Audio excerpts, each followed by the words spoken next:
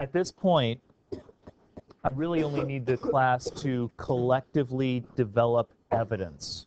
As I said before, you won't really know what to do with the evidence until we go through an analytical method for figurative meaning that will follow this. But let's just gather the evidence. I want a description of whatever the image or symbol is, and I'd like a page reference for it as well. So this is an example, of course, that comes from the example on the Imagery and Journal book or document. So we have the still coulee on the first page, and then of course the coulee disturbed by some breeze when Uncle Sam is walking through it.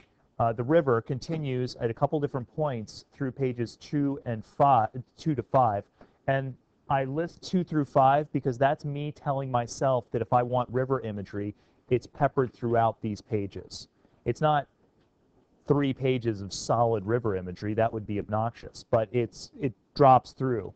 Same thing with the grass, which continues through, and the ocean appears for the first time on page 2 as an analogy, a simile, or a metaphor, I can't remember which, and continues through to page 3. We'll start with the chapter 2 group over here, Amber's group. Give me something you have. Yeah, or imagery symbolism. What did you have? Oh, I'm sorry, Amber, let me back up. My mistake. Could you give the summary of the chapter for us first? She's teaching in class gets a call that her uncle dies. Okay. Teaching, call that her uncle dies. Give me the imagery. The feeling she has, like, after hearing about her uncle's death. Okay. Somebody open book. And what page are you on? 11.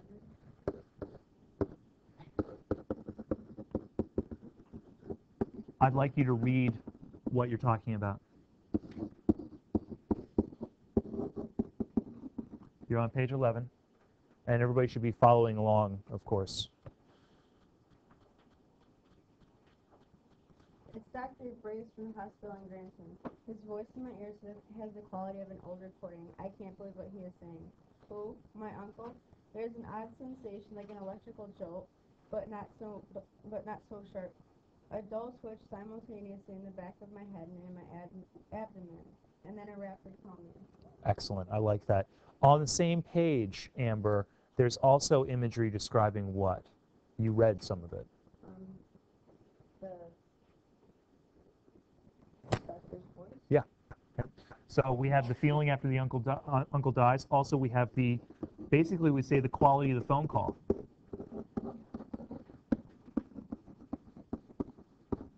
Imagery describes that as well. Excellent. Chapter 2 group over here, what else did you have? Give me something else.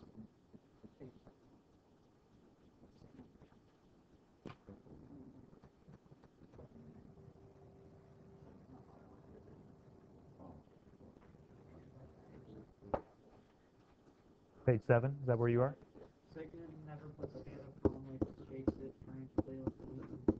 Good. I agree. And on by the way, I'm completing this journal as well. I hit both of these. The only one that I didn't hit actually was an emphasis on her feeling, but I got the quality of the phone call and Sigmund as 2 of the primary imagery moments within this chapter. Yeah. True. However, I think that Kogawa devotes most of her time to Sigmund, and the others just sort of disappear a little bit. Although we do have some of that description, right, Amber, of their ethnicity. So, good, we could put that on there. Can we have a page reference for that? Is it 7?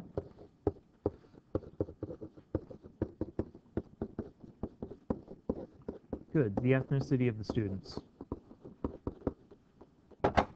Thank you both. Excellent work. Chapter 3. Gentlemen, give me a page reference, do some reading, tell me what you got going on. Oh, yes. Thank you, MJ. What's the summary of the chapter? By the way, all of you should be completing your journal because they're giving you the information you need. Go ahead. Naomi arrives in Granton and meets with Obasan, who tells her details about her uncle's death. Excellent. Continue. Okay. Symbolism is about the stone bread. Hold on. I don't want you rushing to step 2. Okay? So don't tell me what it represents, just tell me that it exists. Because I want to give you a very careful analytical method for determining meaning. I just want evidence right now. So we have the stone bread. Give me page references for the stone bread. 15? Okay, keep going. Imagery to describe the apple and table. Same page or a different page? 14. Keep going. And then Obasan to describe like where medicine was injected into the uncle. Oh, good. So,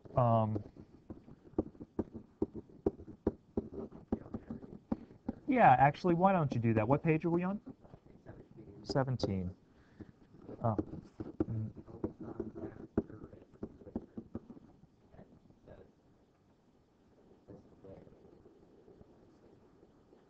Here she says medicine was put in, but it was too late. Okay. As you're doing this, you do something else. And remember that this journal is yours to organize thoughts and ideas. I will do some checking, and I will give you an assignment. If you're just basically doing bare minimum of what I'm asking you to do, you may not be doing enough to gather meaning. So here's something you might want to think about. Are these all equal? Are they all equally important? What's your gut instinct? I'd say that out of these three, there's probably one that seems to be a little bit more important than the rest. Which one would that be? I think the stone bread's a little bit more important than the rest. So I might star that. I think over here, when we're talking about these issues, I think that this material on page 11 seems to be pretty important. And I might star that as well. Sigmund might be important, depends upon how much he's conveyed through the rest of the book. So if suddenly Sigmund becomes a major character, then we might want to star that as well. But Sigmund's dropped throughout this reading, so you have no evidence that that's important. You do have evidence that this moment is important. The quality of that phone call is probably pretty important too, since it's connected to her feeling. So I would just take a note for later exploration. If you don't know what it means right now, that's fine. All right, let's move on to chapter 4. Give me a summary, please.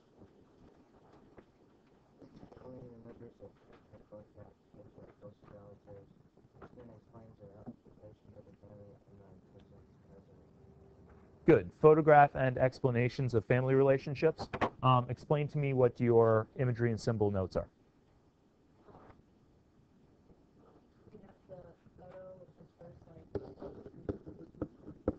Photo on 21. Good.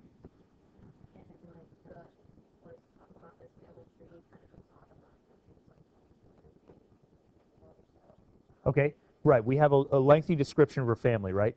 Find the moments of just imagery where you can see it. You're correct in the photo on page 21 that you can see it. Is there anything else in there that you can really see?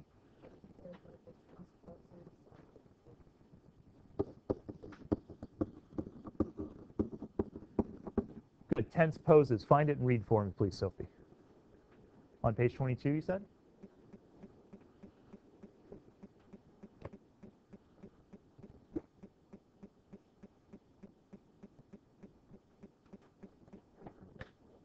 '23. Excellent.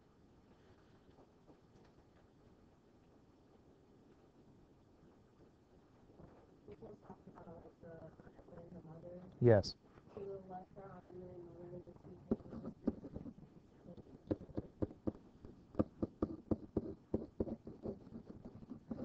Sure, and that's a pretty lengthy description, but Sophie, you've got the right spot. So if you're following along with her, to the left are Aunt Emily and Mother. Another piece of advice. Remember, I'm taking you slowly through this activity the first time. I'll expect you to do this on your own the next time. Piece of advice, you bought these, with the exception of, I think, Ian, who's borrowing his from a library, and maybe a couple of the rest of you. You've purchased these. You may write in them. Highlight, take notes, put post-it notes in there, do whatever you like. In fact, when I'm really careful with a text that I find challenging, you'll see that my text is almost destroyed with notes. So take those notes if you feel like it. Take the notes on the imagery and journal document, or imagery and symbolism journal document, or take them in here, or both. But good. Do you have anything else that you wanted to draw our attention to? Or is that pretty good? That pretty good? Okay. With the chapters are short. You might only have one or two really focused incidents of symbolism or imagery. So that's fine. Don't think that you have to have a long list. I had a long list for chapter 1 simply because that was nothing but imagery. It's like 5 pages of solid imagery. But the other chapters may not be quite so packed. Let's move on to 5. Summary that Obasan wakes Naya up into go to the attic and find a lost object. Yes. What you got? Okay.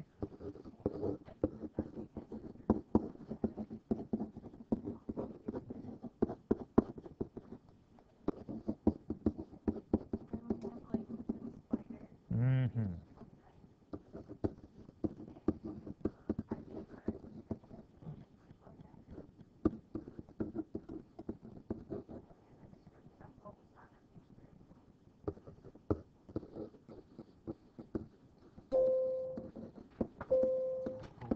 Quick note, which of these do you feel is most important? Which is really standing out to you? The description of Obasan. I also think this spider is vitally important. All right, to be continued on Monday. We'll pick right up where we left off. Note that reading number 2 is due on Tuesday, so keep an eye on it. Well, yeah,